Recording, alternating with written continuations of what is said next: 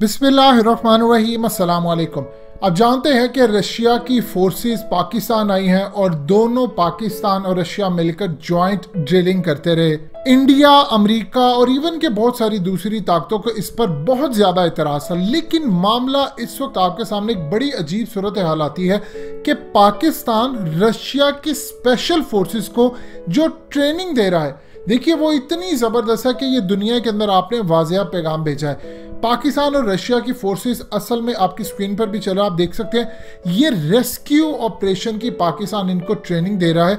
ये कौन से रेस्क्यू ऑपरेशन होते हैं? देखिए, पाकिस्तान ने पिछले 8, 10 या 12 सालों में क्या है, ख़ास तौर पर ज़रबे अज़ब के बाद दुनिया की वाहिद ये फोर्स है, ना वसाइल है इनके पास, ना इनके पास कुछ है, लेकिन दुनिया में इस आर्ट के सबसे बड़े माहिर आपकी पाकिस्तान की फौज है। ये क्या आर्ट है? ये आर्ट ये है कि आप देखिए इस वक्त जो दुनिया की जंगें हैं उनका बिल्कुल स्टाइल बदल चुका है। पहले थी फौजें आमने सामने आती थी, अब स्टाइल डिफरेंट है। अब होता यूँ है। मजीद डिस्कस करने से पहले इस वीडियो को लाइक करें, हकीकत टीवी को सब्सक्राइब करें और बेल आइकन पर ज़रूर क्लिक करें कि आप अगवा कर लेते हैं या प्रॉक्सीज यूज़ करते हैं, जिस तरह टीटीपी यूज़ कर ली, BLA। अब ये करते क्या है, ये मुल्कों में घुसते हैं, ख़ास तौर पर पाकिस्तान, चाइना को भी ख़तरा है इस बात का, रूस को भी ख़तरा है, अफ़गानिस्तान, इंडिया। ये इन मुल्कों के अंदर प्रॉक्सीज जाती हैं और प्रॉक्सीज वहाँ पर जाकर आम लोगों को पकड़ लेती हैं, होस्टेज बना लेती हैं या फिर वहाँ पर कब्ज़ा किया होता है। और यहाँ पर आपकी कैपेबिलिटीज़ पता चलती हैं। जितनी मर्जी आपके पास टेक्नोलॉजी हो, यहाँ पर आपको पता चलता है कि आप अपने बंदे भी छुड़वा कर ले हैं और आप दुश्मनों को भी मारते हैं। ये काम असल में पाकिस्तान की फौज ने सीखा और टीटीपी और BLA और इन सबको मार मार के इतना हमने अपने आप को बैटल ट्रेन कर लिया, इतना ज़्यादा बैटल ट्रेन कर लिया कि पूरी दुनिया हमारी मोहताज हो गई है कि ये ऑपरेशंस की सही तकनीक उन्होंने सीखनी है तो वो पाकिस्तान से सीखते हैं। अब पाकिस्तान की फोर्सेस इस वक्त रशिया को ये सिखा रही हैं कि इस तरह आपने ऑपरेशन करना है, आपने इस तरह देखना है, क्योंकि पाकिस्तान ने पहाड़ों में जाकर जो दुनिया की सबसे बड़ी, याद रखिएगा, मुश्किल जो जंग है वो पहाड़ों में लड़ी जाती है। चाहे इस वक्त इंडिया और चाइना की हो, अफगानिस्तान की हो या इवन के पाकिस्तान की, दुनिया की सबसे मुश्किल जंगें जो होती है वो पहाड़ों में लड़ी जाती है। हदीस शरीफ में भी जिक्र आता है कि ज़माना आखिरत में जब दज्जाली फितना आएगा तो आप पहाड़ों की तरफ चले जाना, यानी इतना ये खतरनाक फितना होगा। अब आज के अंदर अगर हम देखते हैं तो पहाड़ों में जाने का क्या मतलब है? पहाड़ों में जाने का एक तो इन इलाकास में, दूसरा वहाँ पर आपके पास टेक्नोलॉजी नहीं होती, आपको कहीं ना कहीं अमन मिल जाता, इतनी तबाही बर्बादी होती है। अफगान तालिबान ने कैसे जंग की थी? जब ये अमेरिका की फोर्सेस आई थी तो ये सारे पहाड़ों में चले गए और जाते हुए ये कहकर गए हम जा रहे हैं, ये मत समझिएगा जंग हार गए। आज अमेरिका यहाँ पर आ रहा है लेकिन अपनी मर्जी के साथ जाएगा, हमारी मर्जी के साथ, ये कहते हुए ये पहाड़ों में चले गए। और बुश ने 2 महीने बाद ही डिक्लेयर कर दिया कि मैं जीत गया हूँ, अफगानिस्तान फतह हो गया, ये हो गया, वो गया। और आज तक आप देख लें शिकस्त का क्या अलमिया इनके पास। अब सूरत हाल ये है कि पाकिस्तान इस वक्त रूस को ट्रेन कर रहा है। रूस को ट्रेन क्यों कर रहे हैं? रूस को ज़रूरत क्या है? देखिए, 2 चीज़ें होती हैं। आप रूस को ट्रेन कर रहे हैं, रूस को ज़रूरत है, इनको ख़तरा है मुस्तकबिल की जंगों का।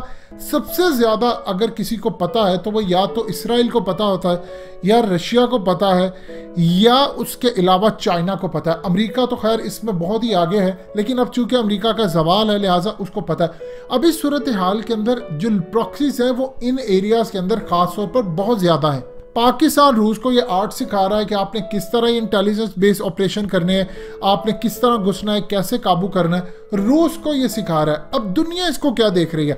दुनिया ये देख रही है कि इकोनॉमी इनकी तबाह है, बर्बाद हुई पड़ी है, ये इस काबिल नहीं है कि कोई चीज़ खरीद सके, ये इस काबिल नहीं है कि कुछ कर सके।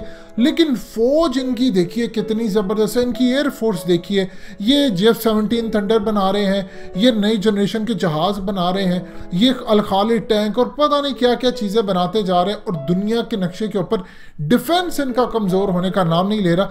यानी आप अंदाज़ा कर लीजिए कि आज के दौर के अंदर लद्दाख पूरा या ये सारे इलाके अगर आज चाइना ने लिए हैं तो वो आपकी इंटेलिजेंस एजेंसी की वो टिप थी जिसके बाद जाकर चाइना ने कब्जा किया। चाइना के पास टेक्निकल इंटेलिजेंस थी, पावरफुल डिवाइसेस उसने लगाई, लेकिन उसको ये नहीं पता था कि इंडियन फौज की लोकेशन इस वक्त क्या है, कहां तक ये जा सकती है, वो आपकी इंटेलिजेंस एजेंसियों ने इनको लोकेशन दी और आज उन्होंने कब्जा किया।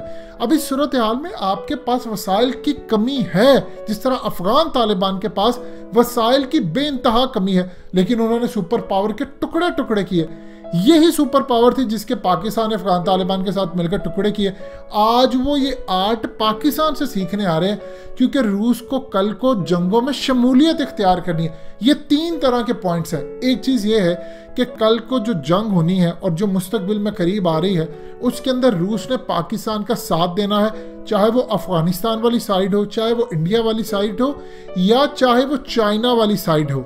नंबर 2, इनको खदशा ये है कि आने वाले वक्त के अंदर रूस के अंदर भी उनके पास चूंकि इंटेलिजेंस मालूमात ज़बरदस्त होती है, रियल टाइम की होती है, तो रूस में भी ये काम हो सकता है कि कल को अमेरिका या इसराइल या कोई भी प्रॉक्सी खड़ी कर दे और फिर उसके अलावा मुस्तकबिल के अंदर उन्होंने चाइना और बड़ी जंगों का साथ देना। लिहाजा ये ट्रेनिंग बड़ी अहम है। दुनिया इस चीज़ को बड़ी अच्छी निगाह से देख रही है।